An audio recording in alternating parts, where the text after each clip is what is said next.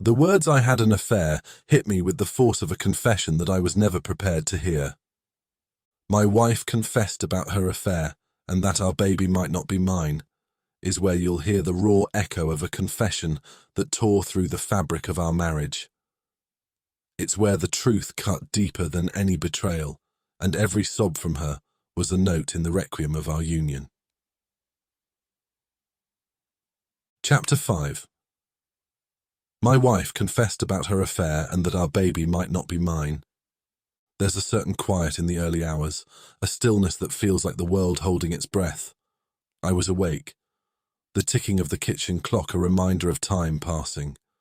Time that had once been a friend but now felt like an enemy, counting down to a moment I both dreaded and yearned for.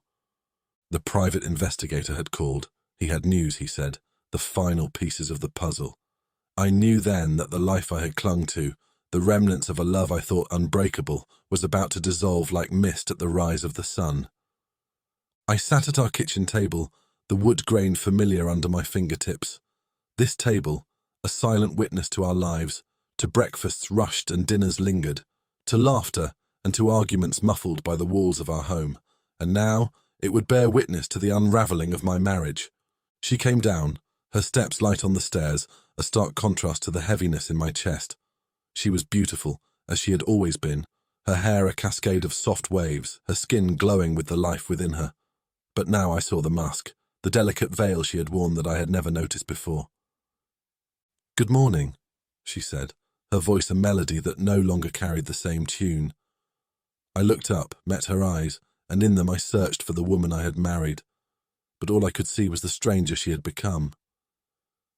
"Good morning," I replied, the words tasting like ash in my mouth. The investigator's evidence lay hidden, tucked away in the drawer beside me, a serpent in the garden of our supposed Eden. I knew what I had to do, the confrontation that was inevitable. But in that moment, under the soft light of dawn, I hesitated, because once spoken, the words could not be taken back, and the life we had would shatter like glass under a boot heel. She noticed my tension, the tightness in my jaw, the lines of worry that furrowed my brow. "Is everything okay?" she asked, a frown creasing her forehead. And there it was, the opening, the first crack in the dam. "We need to talk," I said, my voice steady despite the quake inside. The table became an arena, our breakfast forgotten as the truth clawed its way to the surface. I told her about my doubts, about the investigator. I watched as her face fell, as the color drained from her cheeks, as the wall she had built crumbled into dust. She confessed. The words tumbled out, a torrent of guilt and secret pain. There was an affair, a mistake, she said, a moment of weakness that had spiraled into something more, something that now grew inside her. "And the child might not be mine." The room spun, the ground beneath me shifting like sand. The life I had known, the future I had envisioned, all of it was a mirage that had dissipated before my very eyes. I was numb, the shock a buffer against the piercing stab of betrayal.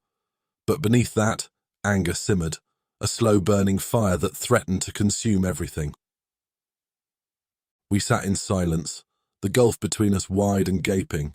The woman I had loved, the partner I had trusted, had become the architect of my greatest pain.